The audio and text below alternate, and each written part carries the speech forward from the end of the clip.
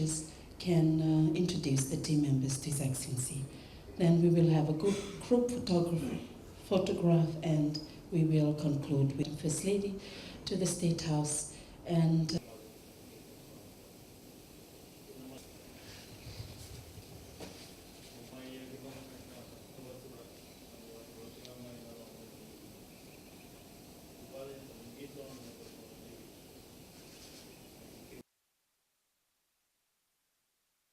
the head of the delegation, Mr. Bishwa Sidao, Tratatala, Reverend Raki Tingrea, the team coaches and officials, the special athletes, Special Olympics Fiji staff, ladies and gentlemen, boys and girls, namaste, and a very good morning to you all.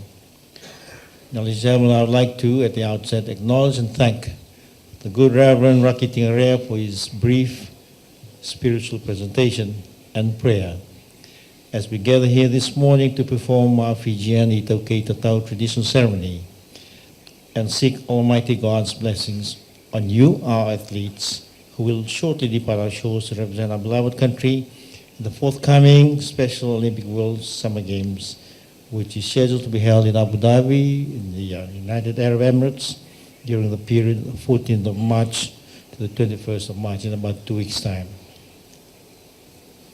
It is always an honor and pleasure for my wife, who sends apologies, Sarah and I, to welcome all of Fiji's sporting teams that come to present the i-Tatau here at the State House before they depart our shores. Now, to our athletes, our special athletes, I would like to congratulate you for your perseverance and your hard work in being selected into our national team. Well done, Nawalawan Sanga. Your hard work and sacrifices have no doubt paid off in the fulfillment of your dreams in making the cut as a special athlete who will represent our beloved nation in the Special Olympic World Summer Games. In fact, it is an ideal and rewarding opportunity of a lifetime, and you should be very satisfied and equally proud of such an achievement. Now, ladies and gentlemen, at this juncture, I consider it prudent that I also acknowledge and commend the support of your families and friends, whom I'm sure were also quite influential in your quest to make the team. Self-confidence and a strong belief in your own ability to excel and succeed are important qualities of a good athlete, and I'm certain that you all possess these traits. It's not easy. A lot of hard work and commitment. The great achievements of our past athletes who have paved the way with their proud and enviable legacies, like the former Assistant Minister for Sports, the Honorable Lilia Sandelana, who won Fiji's first gold medal at the 2012 Paralympic Games in London, must have been a great inspiration to you all. That was quite an achievement. Now, ladies and gentlemen, it would be remiss of me if I do not acknowledge and thank the officials who have worked equally hard behind the scenes to ensure you succeed. These are your coaches, your trainers, your friends and mentors. And to this personnel, I would like to say thank you. And also to your supportive sponsors, our very generous sponsors, a very big thank you also. To our athletes, please give it your all. Try your best, because you'll be competing against the best from other sporting countries. At the same time, by all means, enjoy yourselves and gain as much experience from such exposure at competing at a very high level. Make new friends and treasure the thrills and spills of international competition and good sportsmanship. Be an inspiration and role model for the next generation of our special athletes. You're paving the way for those who will follow in years to come. But remember that we all expect you, that whilst representing our beloved Fiji, you should be good sporting ambassadors by displaying proper demeanor and behavior at all times. And a fatherly advice from me to you. look after one another. You heard the good Reverend. Let that be a guide to us all. As a founder and precursor to the Special Olympics World Summer Games, Ms. Eunice Kennedy Shriver said, and I quote, "You are the stars and the world is watching you." You heard the good Reverend. Not only the world, we here in Fiji, your parents, your friends, your relatives, and the whole nation will be watching you with great interest.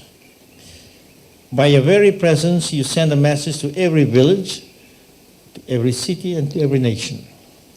A message of hope, a message of victory, the right to play on any playing field, you've earned it.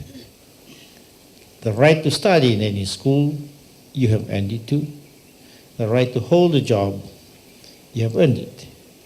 And the right to be anyone's neighbor, you've also earned it. Unquote. Words of wisdom.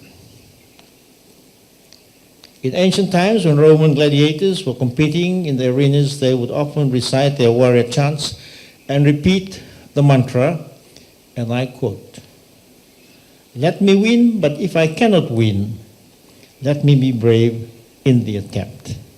I'll say again, "Let me win, but if I cannot win, at least let me be brave in the attempt," unquote. So be humble and grateful as winners, and at the same time accept defeat gracefully. To the head of the delegation, Mr. Bishwa Sidal, our medical personnel, our team officials, and our Special Olympics Fiji and sponsors. On behalf of government and all Fijians, I extend to you all my sincerest appreciation and gratitude for the work that you have done in preparing our team to participate in the Special Olympics World Summer Games. Thank you, Namalewan Mahutanevat. Now, ladies and gentlemen, our government of the day is very mindful in ensuring that the needs of all citizens are being catered for.